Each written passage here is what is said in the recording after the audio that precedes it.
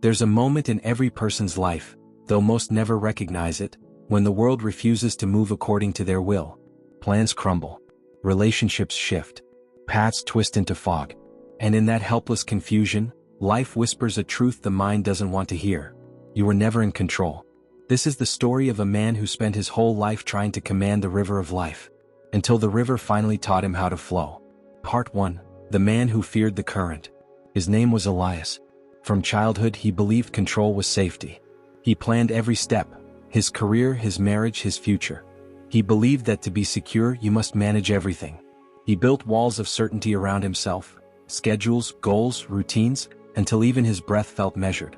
But beneath the calm surface, something in him trembled, because no matter how much he controlled, life kept slipping through his fingers like water. When his father fell ill, Elias rearranged doctors, managed time, organized medicines. But still death came. When his marriage began to strain, he tried to fix it with logic, with discipline, with control. But love doesn't obey logic. It breathes only in freedom. And when his job collapsed in an unexpected wave of layoffs, Elias realized the one thing he could not control was life itself. That night, he sat by the river that cut through the edge of his town. The moon shimmered over the water, moving effortlessly, unstoppable, alive.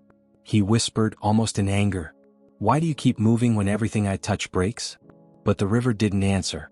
It just flowed. Part 2. The stranger by the river. As Elias sat there, an old man approached, barefoot, eyes bright as if lit from within. He carried nothing but a wooden staff and a quiet smile. The stranger looked at Elias and asked, "Why are you trying to stop the river?" Elias frowned. "I'm not. I'm trying to understand it." The old man laughed softly. "No, you're trying to control it. Like you control your days, your plans, your heart. You think if you push hard enough, life will obey." "Shouldn't I?" Elias asked. "If I don't take charge, I'll lose everything." The stranger sat beside him. "You can't lose what was never yours to hold," he said gently. "The river doesn't need your help to flow, but you need the river to live." Elias looked at him in silence, confused. "Then what do I do?" "Float," the stranger said simply. "Float, and see where life takes you." Before Elias could respond, the man stood and walked away, disappearing into the trees. Part 3. The storm. That night, a violent storm struck. The river rose, flooding parts of the town. Elias's house, built near the bank, was among the first to be hit. He tried desperately to save his belongings, stacking boxes, closing doors, sealing windows, but the water didn't care. It poured in, claiming everything. In a moment of panic, he ran outside, barefoot, rain hammering his face. He screamed into the thunder, "Stop! Stop!" But the storm did not stop. The world did not listen. And in that moment, something inside him broke. Not from pain, from realization.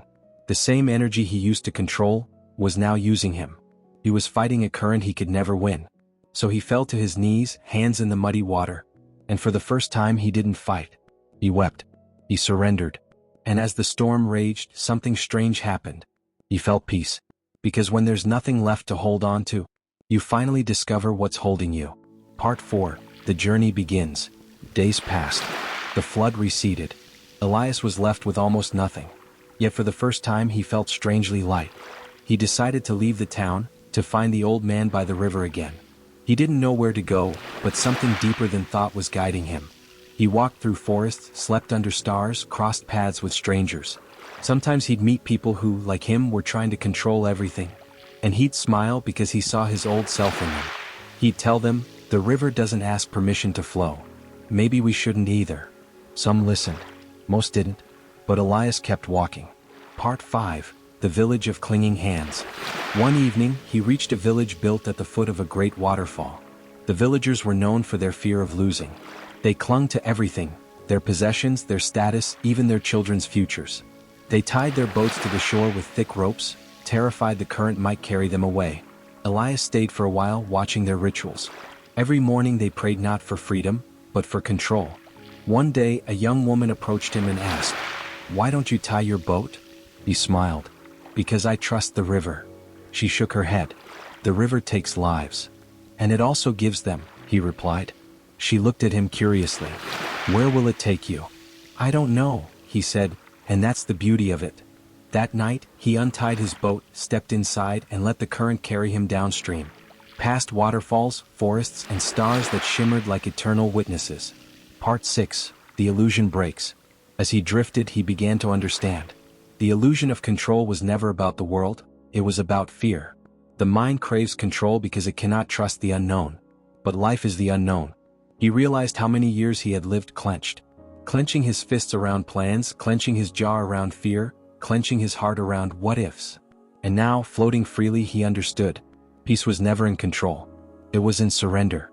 Control had kept him safe, but small. Surrender made him vulnerable, but infinite. The wind whispered through the trees as if confirming his discovery. Part 7. The Return. Years later, Elias returned to his town.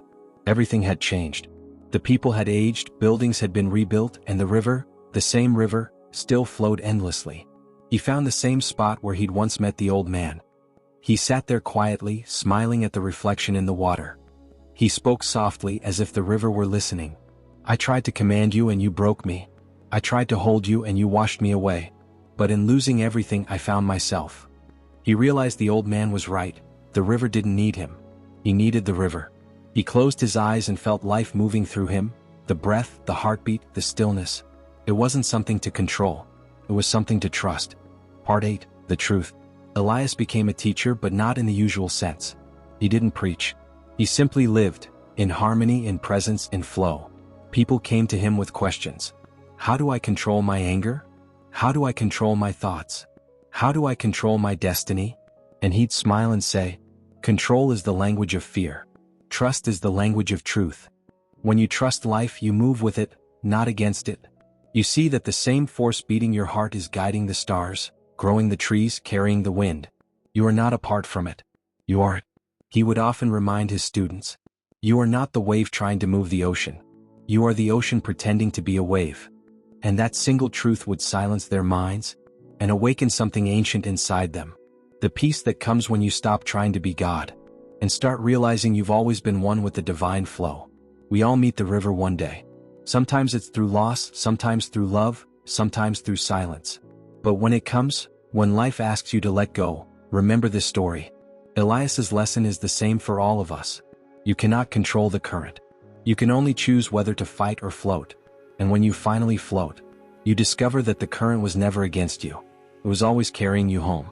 So breathe. Let go. Let life move through you. Because the deepest truth is not about mastering life. It's about trusting it.